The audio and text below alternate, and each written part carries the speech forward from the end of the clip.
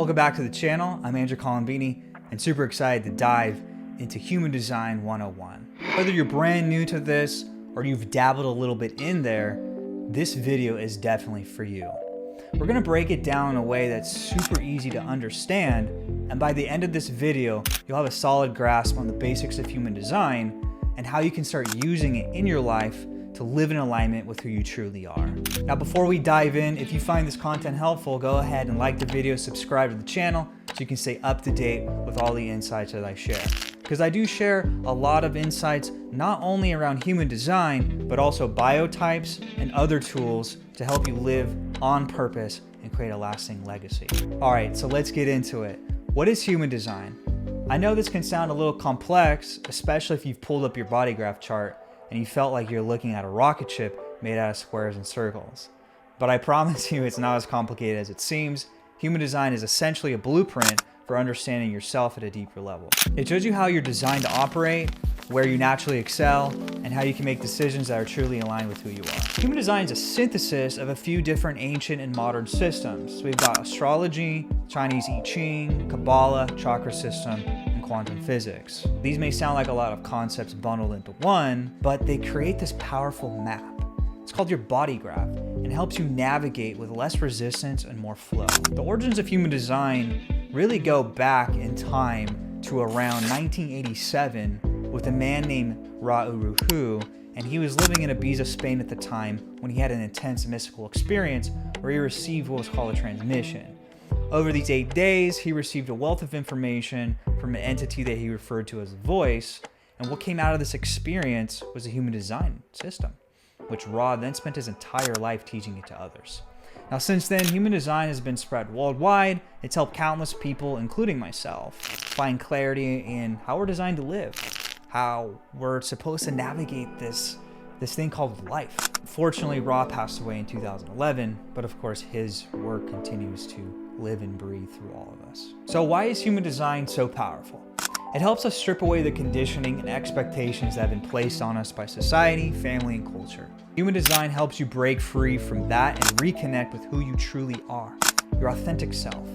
When you live in alignment with your design, you experience less resistance in your life, things flow more easily, decisions feel right, and you're not constantly swimming upstream. Instead of forcing yourself to be something you're not, you begin to embrace who you truly are and who you're always meant to be. Now let's break down the body graph, which is at the core of human design. When you look at your human design chart, you're gonna see a human figure with those shapes, lines, and colors. The shapes are called energy centers. There are 9 of them in total, and each center corresponds to a different aspect of life, like communication, emotions, intuition, identity, physical energy. Here's a quick overview of all the 9 centers. The first one's the head center. This is where inspiration and mental pressure come from. It's all about big ideas and questions like, why are we here and what's the meaning of life? The second center is the ajna center. This is the center for thinking, analysis. It's where we process and understand ideas and information that we receive. Third center is the throat center. This is the center of communication and manifestation. It's all about how you express yourself and make things happen in the world. Fourth is the G center. This center is all about love, direction, and identity. It's the core of who you are and where you're headed in life. Fifth is the heart or the will center. This governs willpower, ego, and self-worth. It's where our sense of value really comes from. The sixth is the solar plexus center. It's the emotional center, governs how we experience emotions, how we deal with emotional waves, and how we really connect to the deeper waters within. The spleen center is the 7th. This is the center for intuition, survival, instincts, and health. The 8th center is the sacral center. This is the powerhouse of energy. It's where our life force and work energy comes from. Then finally is the root center. This center deals with drive, pressure, and stress management. It gives us the push to take actions. Now, each of these centers will either be defined or opened in your chart. If a center is defined, it means you have a consistent way of experiencing that energy. You're gonna see color in those spaces. It's part of who you are. If the center is open, it means you're more flexible in that area, but you're also more susceptible to taking energy from the outside world, which you're gonna see it blank or clear, open. For example, if your solar plexus, the emotional center, is open, or it's undefined, you can't see any color. You pick up on other people's emotions and feel them deeply. This can be a gift, but it can also be challenging because you may take on emotions that aren't yours. This is the key to understanding yourself in human design.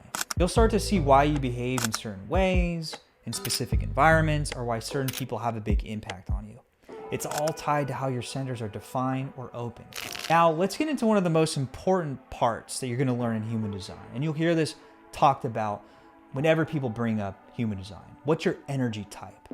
Your energy type shows you how you're designed to use your energy and how you naturally interact in the world.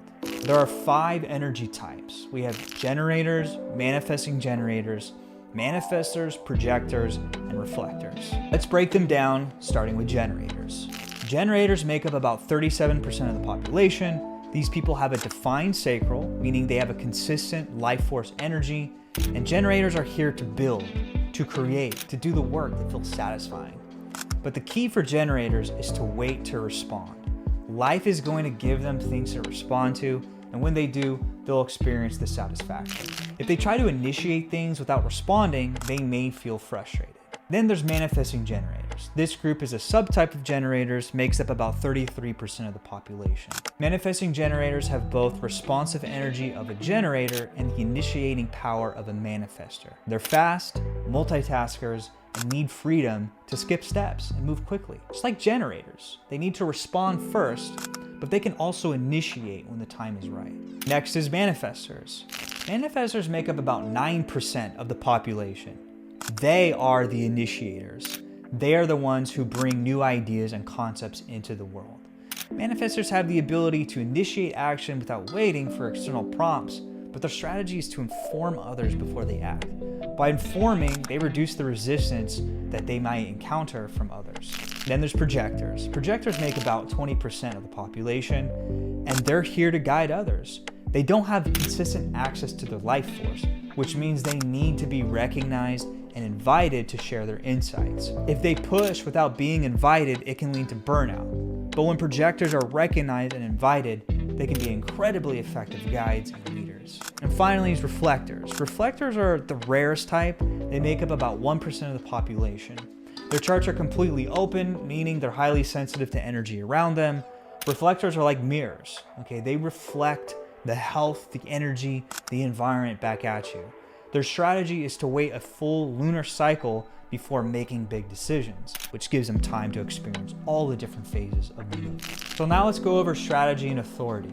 Once you know your energy type, the next step is to understand your strategy. Strategy is how your energy type is meant to interact with the world in the most aligned way. It's a bit like following a guidebook for how to use your energy effectively. Generators and manifesting generators, your strategy is to wait to respond. Life will give you things to respond to, and when you do so, you'll feel that yes, or that no, in your gut.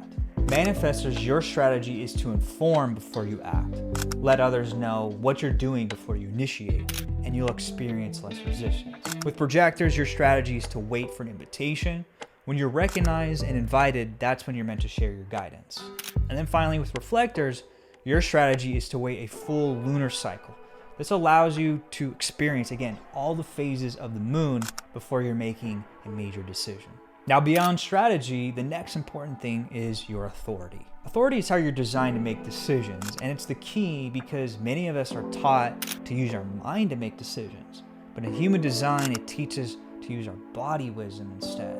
With emotional authority, it means that you need to ride the wave of your emotions before making big decisions.